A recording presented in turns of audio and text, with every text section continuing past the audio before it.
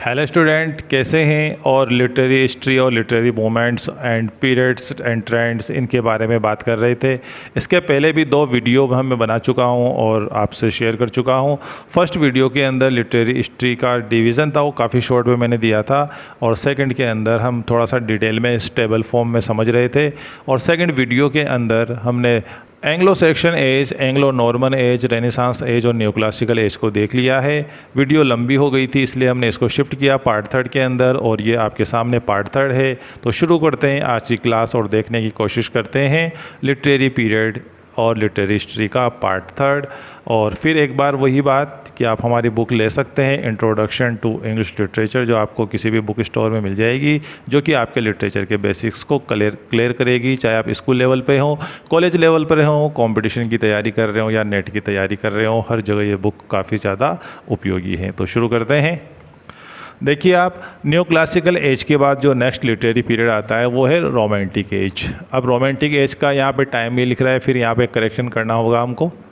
तो देखो, आप 1798 से 1837 इसको मानते हैं। ये जो 1798 है वो लिरिकल बैलेट्स का जो पब्लिकेशन है उसका ईयर है। लिरिकल बैलेट्स, आपको ध्यान होगा, ये विलियम वर्ड्सवर्थ के द्वारा और एस.टी. कोलरिज के द्वारा ये एक लिखा गया एक जॉइंट वेंचर था, एक सामूहिक प्रयास था, और उसके साथ ही हम इसको रोमांटिक एज की शुरुआत मानते हैं। तो लिरिकल बैलेट से फिर भी कई जगह आप इसको 1790 भी देख सकते हैं, और कहीं पे आप इसको 1795 भी देख सकते हैं। ऐसा कोई इशू नहीं है। 1837 की जगह 1830 भी देख सकते हैं, 1840 भी देख सकते हैं, और 1835 भी देख सकते हैं, और 1836 भी देख सकते हैं। अब मैं आपको सारी चीज़ें क्लियर करूँगा ऐसा क्यों है। 1837 जो ईयर है वो विक्टोरिया, जो क्वीन विक्टोरिया थी, उसका असेशन था। असेशन आप जानते होंगे, असेशन मतलब राज्य आरोहण। वो महारानी बन गई थी इंग्लैंड की, तो उसके साथ ही रोमांटिक एज का एंड मान लिया गया, क्योंकि क्वीन विक्टोरिया पेट्रोनेस थी किसकी? जो राइटर्स लिटरेरी पर्सन थी, जो वो साहित्य को काफ़ी ज़्यादा महत्व देती थी, और इस वजह से, साहित्य को महत्व देने की वजह से, उनका जो नाम है वो इसमें काफ़ी अच्छे से याद रखा जाता है लिटरेचर के अंदर। तो उनके नाम पे लिटरेरी इसको विक्टोरियन एज कहा गया। अब ये साल अलग अलग क्यों हैं? क्योंकि हमने तो इसको 2 घटना से जोड़ लिया। 1798 में लिरिकल बैलेट का पब्लिकेशन, और 1837 विक्टोरिया, जो क्वीन विक्टोरिया थी, उसका विक्टोरिया लिखेंगे यहाँ। क्वीन विक्टोरिया का जो राज्य आरोहण था, जो सिंहासन में बैठी, उससे हम इसको जोड़ लेते हैं। फिर भी हम किसी भी एक लिटरेरी जो पीरियड के अंदर जो चेंज होते हैं सोसाइटी में, लिटरेचर में, वो एक दिन में नहीं आते। तो इसलिए कुछ लोग इसको राउंड ऑफ करते 1790 मान लेते हैं, वो 1795 मान लेते हैं, कहीं पर आपको 1800 भी मिल सकता है। तो आप इसको ज़्यादा गौर नहीं करें, लगभग ये एक जैसा ही टाइम पीरियड है, और ये भी लगभग एक जैसा ही है, थोड़ा थोड़ा वेरिएशन देखने को मिल सकता है। आगे चलते हैं। मेन जो ट्रेंड था वो था रोमांटिसिज्म। रोमांटिसिज्म यानी जो भावनावाद होता है, उसका उदय हुआ। तो रोमांटिसिज्म क्या होता है? देखो आप, रोमांटिक वाद होता है ऐसी चीज़ जो इमोशनल हो और इमेजिनेटिव हो।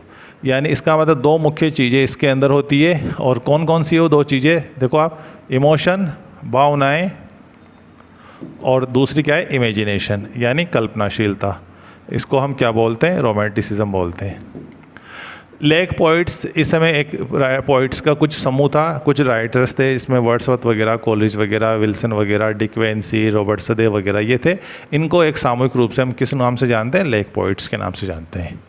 और इमेजिनेशन और इमोशन मैंने आपको बता ही दिया। तो एक तो रोमांटिसिज्म की भावना थी, ये वाली इमोशन इमेजिनेशन था, लेक पोइट्स था, और इमेजिनेशन और इमोशंस इसमें थे। तो मेन ट्रेंड्स यही है। पोइट्स कौन कौन से थे जिनके नाम पर देखो आप, William Wordsworth, ST. Coleridge. Wordsworth और कोलरिज ने तो ये लिटरेरी पीरियड शुरू ही किया, इनके नाम पे तो उसको जानते ही हैं। P B. Shelley, John Keats, Byron, Robert Southey, W S. Lander, लेया हंट, ये सभी समय इसके पोइट है। तो वर्ड्सवर्थ, कोलरिज, शेली, कीट्स, बायन, सदे, लैंडर और लेया हंट। नॉवलिस्ट देखो आप, मैथ्यू ग्रेगरी लेविस, पूरा नाम है Matthew Gregory Lewis, Jane Austen, Walter Scott, Charles Lamb और मैरी शेली, ये समय के नॉवलिस्ट थे। और मारिया एजवर्थ भी नाम इसमें। एसेइस्ट निबंधकारों में सबसे बड़ा नाम है चार्ल्स लैम का। इसके अलावा विलियम हेजलिट है, टॉमस डिक्वेंसी है, और लेया हंट है। तो पोइट्स, नॉवलिस्ट और एसेइस्ट की लिस्ट ये है। ये समय के मेजर राइटर्स थे, और भी थे, लेकिन इनको पढ़ लेंगे तो वो भी काफ़ी कुछ कवर हो जाता है इससे। मेजर राइटर्स यही हैं। रोमांटिक एज के बाद जो नेक्स्ट लिटरेरी पीरियड आता है वो है विक्टोरियन एज, 1837 1901 तक, यानी ये पीरियड जो रहा लगभग एक बार फिर ये 64 ईयर्स तक ये चला। क्वीन विक्टोरिया की डेथ हो गई 1901 के अंदर और तभी से इसका एंड मान लिया गया विक्टोरियन एरा का। मेन जो ट्रेंड देखने को मिला वो है प्री रैफेलाइट पोइट्री। तो इतने शॉर्ट वीडियो में प्री रैफेलाइट पोइट्री के बारे में नहीं बताया जा सकता है। आप समझ लो एक विशेष प्रकार की पोइट्री थी जो 1848 के आसपास सामने आई थी। प्री रैफेलाइट पोइट्री उसको बोलते हैं। ऑक्सफोर्ड मूवमेंट ये एक रिलीजियस मूवमेंट था, ध्यान रखना आप, ऑक्सफोर्ड यूनिवर्सिटी से निकला हुआ था। तो ऑक्सफोर्ड मूवमेंट की पोइट्री आई। नॉवल का डोमिनेंस हो गया, नॉवल जो सबसे बड़ा लिटरेरी फॉर्म हो गया, ग्रेट राइटर्स नॉवलिस्ट के रूप में सामने आए। तो ये एज ही एक तरह से नॉवल्स का एज था। सिंबोलिज्म जिसको बोलते हैं प्रतीकवाद, इसके अलावा एस्थेटिसिज्म, कलावाद, और एक डेकेडेंट मोमेंट जिसको बोलते हैं अपन, और डेकेडेंट मोमेंट को बोलते हैं पतनवाद, जिसमें सारे आर्ट के जो स्टैंडर्ड है उनको गिरा हुआ मान लिया जाता है और एग्जिस्टिंग जितने भी स्टैंडर्ड है कला के उसको रिजेक्टेड मान लेते हैं और नए तरीके से शुरुआत करने की पहल की जाती है। तो देखो आप, pre Raphaelite poetry, Oxford movement, novel का डोमिनेंस, सिंबोलिज्म प्रतीकवाद, एस्थेटिसिज्म कलावाद और डेकेडेंट मोमेंट इस समय की मुख्य विशेषता है विक्टोरियन एज की।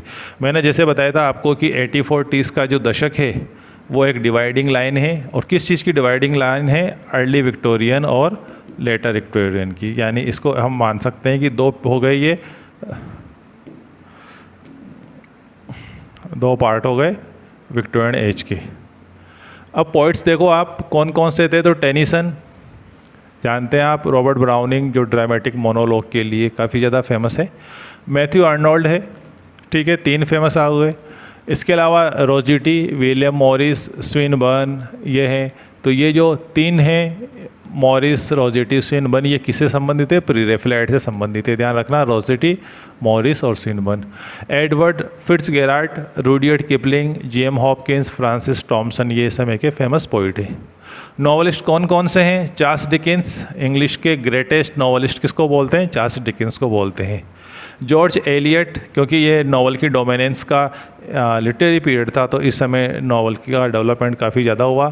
जॉर्ज एलियट होगा, थैकरे हो गया, WM थैकरे, टॉमस हार्डी हो गया, E.B. लिटन हो गया, और ब्रॉन्ट सिस्टर हो गई जो 3 बहनें थी, एमिली ब्रॉन्ट, शार्लेट ब्रॉन्ट और एन ब्रॉन्ट। तो इनको कंबाइंड कलेक्टिवली हम क्या बोलते हैं? ब्रॉन्ट सिस्टर्स बोलते हैं।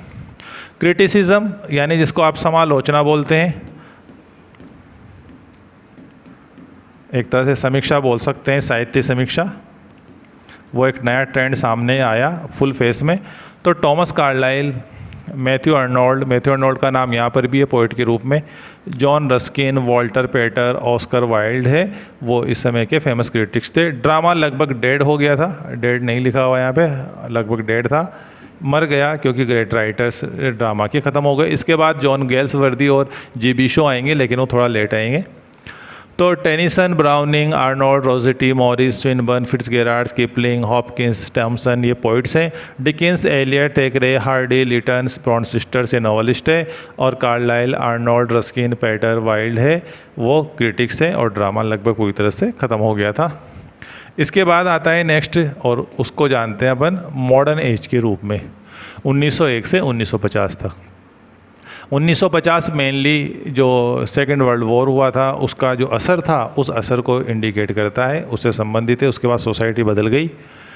इसमें आया मॉडर्निज्म, साहित्य के अंदर आधुनिकवाद था, उसका मेन जो स्कोप था वो आ गया। इमेजिज्म आ गया। इमेजिज्म होता है बिंबवाद, और बिंबवाद का मतलब है अलग अलग प्रकार की इमेजरी जो छवियाँ होती है उनका यूज़ किया जाता है। वॉर पोइट्री आ गई, युद्ध से प्रभावित जो युद्ध कविता जिसको हम बोलते हैं वो सामने आई, युद्ध कविता। जॉर्जियन पोइट्री आई। तो जॉर्जियन पोइट्री के बारे में ऐसा कहा जाता है कि 1910 से लेकर 1936 के बीच में एक वॉल्यूम था, मतलब वॉल्यूम का मतलब एक बुक थी मतलब वो पब्लिश होती आई थी कुछ समय तक, तो उस सारे पोएम के अंदर जो बुक के अंदर अलग अलग उस समय के जो कंटेम्प्रेरी पोइट्स थे वो अपनी पोएम्स लिखते थे और पब्लिश होती थी। तो वो सारा जो कलेक्शन है जो उन बुक्स का, उसको हम क्या बोलते हैं, जॉर्जियन पोइट्री के नाम से जानते हैं। तो जॉर्जियन पोइट्री उसी जॉर्जियन एरा के नाम से आई है। जो हमने देखा था 1910 से 1914 तक का जो पीरियड था वो क्या था, जॉर्जियन एरा, आपको ध्यान होगा। तो उसी समय इसकी शुरुआत हुई थी। लेकिन जॉर्जियन पोइट्री जो इंडिकेट करती है 1910 से 1936 के पीरियड को करती है, जिसके अंदर उस समय के कंटेम्प्रेरी राइटर्स लिख रहे थे। इसके अलावा कैलियड पोइट्री होती है, मुख्यतः ये स्कॉटलैंड से संबंधित है। और जो रीजनल जो कल्चर होता है, किसी जगह का स्थानीय जो संस्कृति होती है उस पर साहित्य उस पर आधारित जो पोइट्री थी वो कैलियड पोइट्री उसको कहलाते हैं। तो मॉडर्निज्म आ गया, इमेजिज्म आ गया, वॉर पोइट्री आ गई, जॉर्जियन पोइट्री आ गई और कैलियड पोइट्री आ गई। ये मॉडर्न एज की मुख्य विशेषता थी। अब इसमें राइटर्स की भी लंबी चौड़ी लिस्ट है, काफ़ी ज़्यादा इसमें देखने को मिलता है। देखिए आप, पोइट्स में Rudyard Kipling, T S. Eliot, Robert Frost, American है रॉबर्ट फ्रॉस्ट, W.B. येट्स, तो किपलिंग हो गया, एलियट हो गया, फ्रॉस्ट हो गया, W.B. Yeats, W.H. ऑर्डन और टॉमस डायलन। हाउसमैन हो गया, A.E. हाउसमैन, स्टीफन स्पेंडर हो गए, C.D. लेविस हो गए, लुइस मैकनीस हो गए, रूपर्ट ब्रूक हो गए, विल्फ्रिड ओवन हो गए, सिगफ्राइड ससून हो गए, जॉन मैसफील्ड हो गए, क्रिस्टोफर फ्राई हो गए, वॉल्टर डी ला मेयर हो गए। तो ये सभी इस समय के, काफ़ी सारे नाम नए लग रहे होंगे आपको, लेकिन जो अच्छे ऊंचे लेवल पे जैसे कि नेट वगैरह की जो तैयारी कर रहे हैं, जिन्होंने मास्टर्स किया हुआ है इंग्लिश में, उनके लिए कोई नए नाम नहीं है। हो सकता है कि अर्ली स्टेज पे आपको ये थोड़े से नए लग रहे हों। तो देखो आप, Kipling, Eliot, Frost, Yeats, Auden, Dylan, Housman, Spender, Lewis, MacNeice, Brooke, Owen, Sassoon, Masefield, Fry और वॉल्टर डी मेयर इस समय के पोइट्स थे। नॉवलिस्ट उपन्यासकार कौन से थे? H.G. वेल्स, रुडियर्ड किपलिंग का नाम एक बार फिर आ गया है, Joseph Conrad, James Joyce, D.H. Lawrence, Virginia Woolf, E.M. Forster, Lady Gregory, John Galsworthy, Arnold Bennett, J.K. Chesterton जो एसेइस्ट थे लेकिन पोइट्री भी लिखते हैं, जॉर्ज ऑरवेल और एडस हक्सले, ये सभी नॉवलिस्ट हैं। सॉरी, पोइट्री नहीं, नॉवल लिखते थे। मैंने J.K. चेस्टरटन का पोइट्री बोल दिया, नॉवल लिखते थे। एसेइस्ट निबंधकार कौन है? A.G. गार्डिनर, मैक्स बियरबॉम और C.P. स्नो फेमस एसेइस्ट थे। प्ले राइट, नाटककार, इसके पहले अपने देखा था विक्टोरियन एज के अंदर कि ड्रामा बिल्कुल ख़त्म हो गया था क्योंकि कोई रिमार्केबल, कोई अच्छा ड्रामाटिस्ट नहीं था। लेकिन जेम्स हिंच के प्रयासों से G.B. Shaw, Henrik Ibsen, John Galsworthy, W.B. Yeats, T.S. Eliot, J M Barrie, Sean O'Casey, इनके प्रयासों से ड्रामा वापस जीवित हो गया। तो काफ़ी फला फूलता हुआ एक लिटरेरी पीरियड था ये 50 साल का, जिसमें पोइट्स भी खूब सारे हैं, नॉवलिस्ट भी खूब सारे हैं, इसके अलावा एसेइस्ट भी खूब सारे हैं और प्ले राइट भी खूब सारे हैं। तो ये जो राइटर्स हैं सारे मॉडर्न एज को बिलोंग करते हैं। आगे चलते हैं, जो कि लास्ट स्लाइड है, और वो है पोस्ट मॉडर्न एज के बारे में। पोस्ट मॉडर्न एज 1950 से आज तक चल रहा है और इसके अंदर कम आपको चीज़ें इसलिए दिख रही होंगी क्योंकि ज़्यादा लेटेस्ट है और अभी हमारे जो सिलेबस के अंदर किसी भी क्लास या किसी भी कंपटीशन के लिए इसने अपनी ज़्यादा जगह नहीं बनाई है। थोड़ा समय गुजरेगा तो ये जो राइटर्स जो अभी लिख रहे हैं इस समय वो थोड़े पॉपुलर हो जाएंगे, तो इनको भी प्रॉपर प्लेस मिलेगा। तो देखिए आप, पोस्ट मॉडर्न एज 1950 से आज तक चल रहा है, अभी कोई चेंजेस नहीं आए हैं। जैसा मैंने कहा था, कोई बड़ी घटना नहीं हुई ये जो सोसाइटी को, लिटरेचर को बदल सके, तो अभी ये चलता रहेगा जब तक कोई बड़ा नहीं होगा, बड़ा कुछ नहीं होगा। अब मेन स्पिरिट देखो आप लिटरेचर में, एक तो पोस्ट मॉडर्निज्म, जैसे मॉडर्निज्म होता है आधुनिकवाद, और ये था उत्तर आधुनिक काल, उत्तर आधुनिकवाद। 1950 के बाद की जो सोसाइटी है उसको रिप्रेजेंट करता है ये टर्म, जिसका नाम है post modernism. Angry young man, और जिसको किचन सिंक ड्रामा भी कहते हैं, एक ही नाम है दोनों के, ध्यान रखना, एंग्री यंग मैन और किचन सिंक ड्रामा। तो ये उस समय के युवा लोगों की हताशा को और गुस्से को, क्रोध को दिखाता था, किस प्रकार 1950 के बाद 2 युद्ध झेलने के बाद दुनिया बिल्कुल टूट गई, सोसाइटी बिल्कुल ख़त्म हो गई, इकोनॉमी बिल्कुल ख़त्म हो गई देशों की, तो काफ़ी ज़्यादा बेरोज़गारी, गरीबी, भूखमरी फैल गई। तो उस समय के लोगों का ये, और उस समय का घरों का जो माहौल था उसको ये बताती थी, इसलिए को एंग्री यंग मैन ड्रामा बोलते थे, किचन सिंक ड्रामा बोलते थे। एक एब्सर्ड प्लेस यानी तर्कहीन नाटक आए जिनके अंदर घटनाएं लॉजिकल नहीं होती थी, केवल बस घटनाएं दिखाई जाती थी, लेकिन क्वाइट इंटरेस्टिंग होते थे, देखने में मज़ा आता था, लेकिन लॉजिक आप मत ढूंढिए। पोइट्स थे Ted Hughes, Doris Lessing, John Fowles, Don DeLillo, S Byatt और J.K. रोलिंग्स।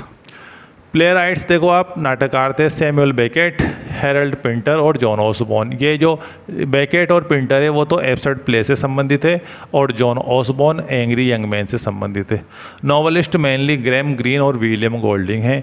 और इसके बाद तो अभी आप रिसर्च करोगे तो काफ़ी नॉवलिस्ट की पूरी वर्ल्ड वाइड दुनिया से अलग अलग क्षेत्रों से आने वाले नॉवलिस्ट पोइट सबकी बाढ़ आ गई। लेकिन इस पर्पज़ से, जिस पर्पज़ से हम वीडियो बना रहे हैं, आपको बेसिक क्लियर कर रहे हैं, तो उस हिसाब से ये जो नाम है यही काफ़ी है। वरना आप अगर सर्च करोगे 1950 के बाद के जो ग्रेट या फिर रिमार्केबल या इम्पोर्टेंट या फेमस नॉवलिस्ट, तो आपको खूब लंबी लिस्ट मिलेगी। तो ये है पोस्ट मॉडर्निज़म का। Post modernism, angry young man, kitchen sink drama, absurd play. तो इसके साथ हमने इसको लिटरेरी स्टडी को शॉर्ट में समझने की कोशिश की। आपको टाइमलाइन बताई, डिवीज़न बताया और सब पार्ट्स बताए लिटरेरी पीरियड के, और उसमें कौन कौन से ट्रेंड्स रहे वो समझाने की कोशिश की। और राइटर्स के, पोइट्स, एसेस्ट, नॉवलिस्ट और ड्रामेटिस्ट, इनके बारे में बात की। तो आपको अच्छे से समझ में आ गया होगा। नहीं भी आया हो, अगर कन्फ्यूजिंग है, तो आप इसको एक रजिस्टर में अच्छे से लिखें, बार बार रिपीट कीजिए। मुझे पूरा विश्वास आपको समझ में आ जाएगा। और जब तक आप इसको क्लियर नहीं करेंगे, आप आगे बढ़ने की मत सोचिए, क्योंकि कॉम्पिटिटिव लेवल पे जब आप उतरते हैं, किसी चीज़ को समझते हैं, तो बेसिक पहले से क्लियर होनी चाहिए। तो इसी एक ऑप्टिमिस्टिक नोट के साथ हम इस वीडियो को ख़त्म करते हैं। आप अच्छे रहेंगे यही आशा करेंगे। स्वस्थ रहिए, मस्त रहिए और हमारे वीडियो देखते रहिए। Thank you very much.